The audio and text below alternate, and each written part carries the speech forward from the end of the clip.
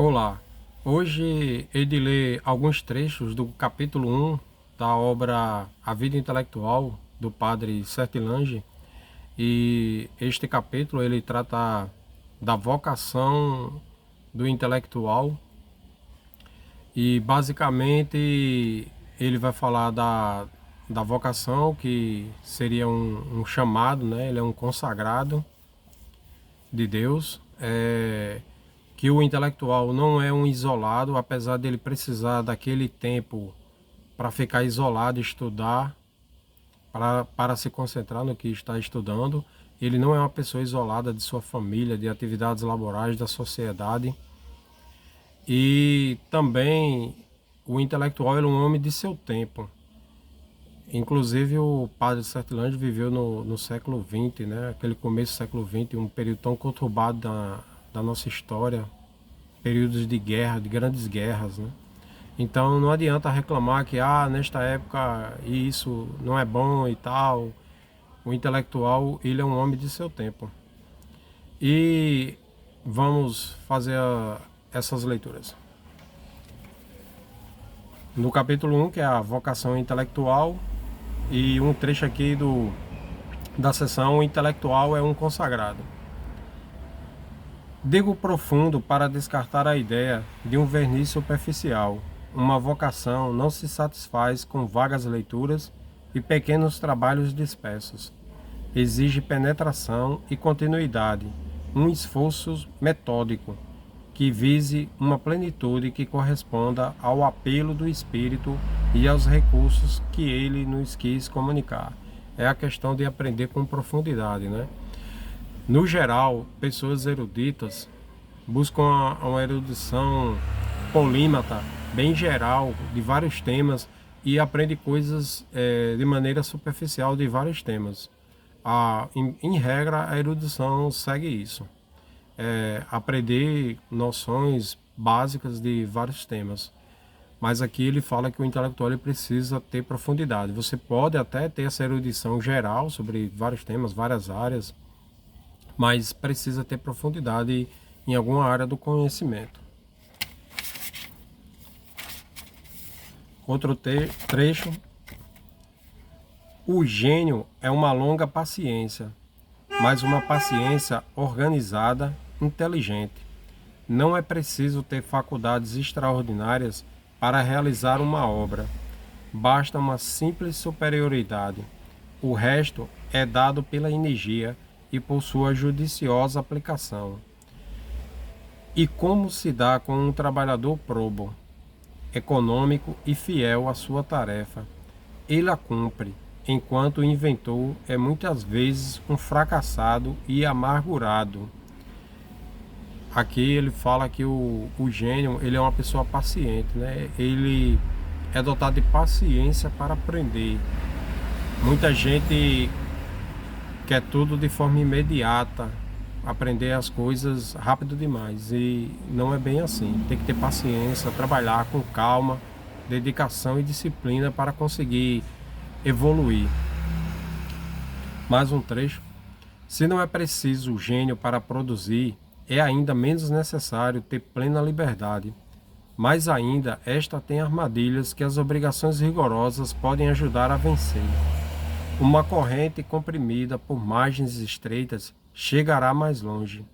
A disciplina de um ofício é uma grande escola, ensina um homem de estudos a ampliar suas possibilidades. Coagido, concentra-se mais, aprende o valor do tempo, refugia-se com entusiasmos nessas raras horas em que, cumprindo o dever, abraça seu ideal, horas em que frui da ação eleita, depois da ação imposta pela dura existência. Um trecho mais à frente: se o seu caminhar parece mais lento, ele é capaz de levá-lo mais longe. Pobre tartaruga, laboriosa, não se diverte, persevera, e ao cabo de poucos anos terá ultrapassado a lebre indolente, cujo andar desenvolto causava inveja a seu dificultoso caminhar. Ele, mais uma vez, ele bate nesse ponto de que não precisa aprender tudo uma vez rápido demais, com calma, disciplina e dedicação a longo prazo. Por isso ele usa aqui a parábola da tartaruga e da lebre, né? A lebre corre rápido demais, a tartaruga devagar. Mesmo assim, a tartaruga consegue chegar mais longe. Mais vale a solidão apaixonada, em que toda semente produz 100 por um e todo raio de sol um dourado outonal. Essa solidão aqui é na hora do estudo, não na vida em geral. Jovem que compreende esta linguagem e que os heróis da inteligência parecem invocar misteriosamente, mas que teme estar despreparado, escute-me, você tem 2 horas por dia? Pode comprometer-se a preservá-las cuidadosamente e empregá-las ardentemente, e depois, sendo também destinado ao reino de Deus, poderá beber o cálice de sabor delicado e amargo que estas páginas pretendem que experimente? Se a resposta for sim, tenha confiança, mas que isso, repouse numa absoluta certeza. Aqui ele fala em 2 horas, né? Se você tiver pelo menos 2 horas por dia para estudar, vai estudando, com paciência você alcançará seus objetivos. Ele fala em 2 horas, mas pode ser 3, 4, meia hora.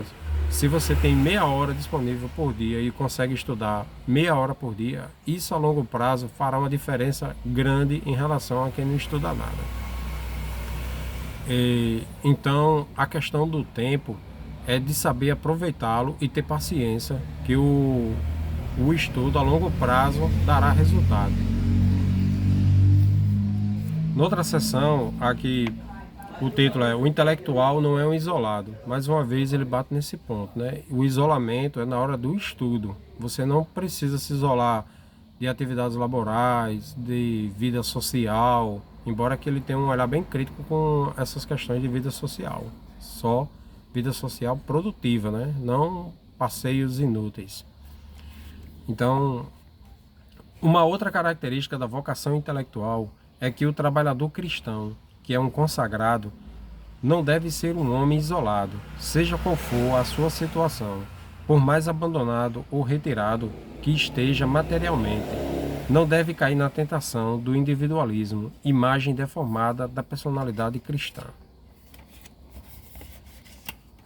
Na outra seção do capítulo 1, o intelectual pertence a seu tempo.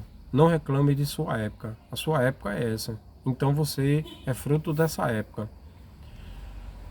Eis-me aqui, homem do século XX, contemporâneo de um drama permanente, testemunha de convulsões talvez nunca vista neste globo, desde que os montes surgiram e os mares foram lançados em seus abismos. Que devo fazer por este século arfante? Mais do que nunca, o pensamento espera os homens, e os homens esperam o pensamento. O mundo está em perigo, por falta de máximas de vida. Estamos em um trem a toda velocidade e sem sinalização, sem agulheiros. O planeta não sabe para onde vai. Sua lei o abandona. Quem lhe restituirá o seu sol? Então é isso.